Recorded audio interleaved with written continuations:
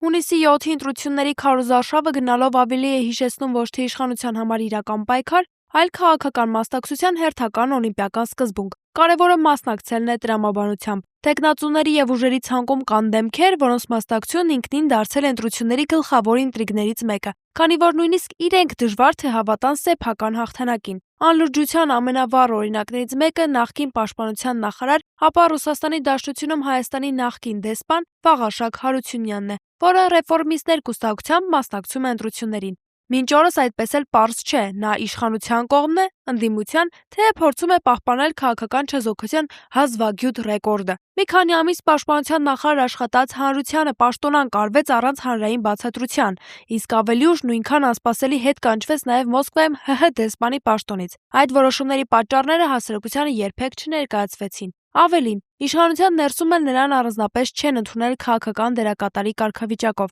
Այդուհանդերձ նա մտել ընտրապայքարի մեջ լավ գիտակցելով, որ ընտրական հաջողության շանսերը չափազանց սահմանափակ են։ Մյուս ուշագրավ կերպարը ևս նախկին պաշտպանության նախարար Արշակ Կարապետյանն է։ Վերջինիս պաշտոնանկությունն իրականացվեց բավական կոշտ եւ հրապարակային ձևով, որից հետո նա հեռացավ Ռուսաստան եւ այնտեղից սկսեց քաղաքական հայտարարություններ անել Հայաստանի ներքաղաքական կյանքի վերաբերյալ։ Տպավորություն է ստեղծվում, որ այն, ինչ պետք է ասվեր Երևանում, ասվում է Մոսկվայից։ Կարապետյանը երկար ժամանակ փորձում էր տարբեր քաղաքական ձևաչափերով վերադառնալ քաղաքական դաշտ, տարբեր ուժերի հետ համագործակցության տարբերակներ էր դիտարկում, սակայն ի վերջո հանգրվանեց Վարդան Ղուկասյանի ԴՕԿ կուսակցության կողքին, որ սեփական դեմքով պարզապես աջակից։ Սակայն այստեղ ևս խնդիրներն ակնհայտ են։ Վարդան Ղուկասյանը Հայաստանում չէ, չի կարող անձամբ մասնակցել ընտրական գործընթացներին, չի կարող գլխավորել ցուցակը, իսկ հեռավար քաղաքական պայքարը դժվար թե վերածվի իրական ընտրական արդյունքի։ Քաղաքական դաշտում գրեթե չկա գնահատական, ըստ որի ԴՕԿ-ը կարող է լուրջ հաջողության հասնել այս ընտրություններում։ Այդ պատճառով Կարապետյանի ներկայությունն ավելի շատ հիշեցնում է քաղաքական հենարան փնտրելու վերջին փորձ, քան հաշվարկված ռազմավարություն։ Եթե Վարդան Ղուկասյանը ղեկավարեր ցուցակը,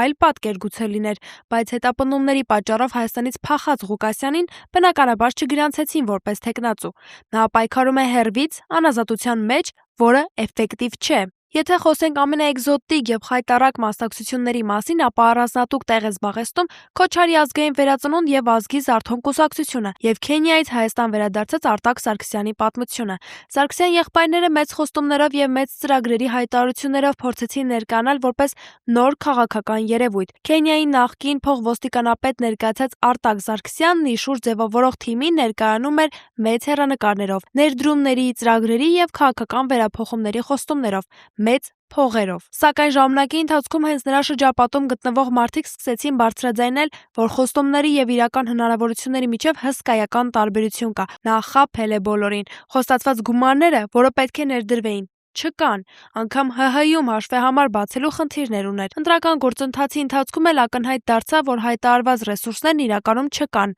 փուչիկ էր։ Քաղաքական դաշտում նույնիսկ խոսում են, որ Սարգսյանը փաստացի որևէ լուրջ ֆինանսական ռեսուրսների չի էլ տիրապետում, ներդրում չի անում սեփական ընտրարշավում, սահմանափակվելով միայն խոստումներով։ Արդյունքում թիմը չձևավորված պառակտվեց։ Սրանք այն քաղաքական գործիչներն են, որոնք գալիս են դրսից, որոշ ժամանակ ակտիվանում են, մեծ ծրագրեր ներկայացնում, հետո նույն արագությամբ անհետանում։ Մի տեսակ քաղաքական գաստրոլյորների տպավորություն են թողում, ժամանակավորապես հայտնվելով հայաստանյան քաղաքական բեմում։ Բայց անլուրջ մասնակցությունները միայն արտերկրից եկածներով չեն սահմանափակվում։ Տեղական քաղաքական դաշտն էլ ունի իր մշտական մասնակիցներին։ Օրինակ Լևոն Շիրինյանը, որը քրիստոնյա ժողովրդավարական կուսակցությամբ հերթական անգամ մասնակցում է ընտրություններին, շատ լավ հասկանալով, որ հաղթանակի կամ նույնիսկ լուրջ արդյունքի հասնելու հավանականությունը գրեթե բացակայում է։ Նրա մասնակցությունը վաղուց արդեն ընկալվում է որպես քաղաքական ներկայության պահպանման միջոց, ոչ թե իշխանության ստանձնելու իրական հայտ։ Նույն շարքում է նաև Սուրեն Պետրոսյանը, որը ժողովրդավարական համախմբում նախաձեռնությամբ փորձում է ներկայանալ որպես քաղաքական այլընտրանք, սակայն քաղաքական դաշտում քչերն են հավատում, որ այդ ուժը կարող է հաղթահարել մրցակցային պայքարի հիմնական խոչընդոտները եւ դառնալ որոշիչ դերակատար։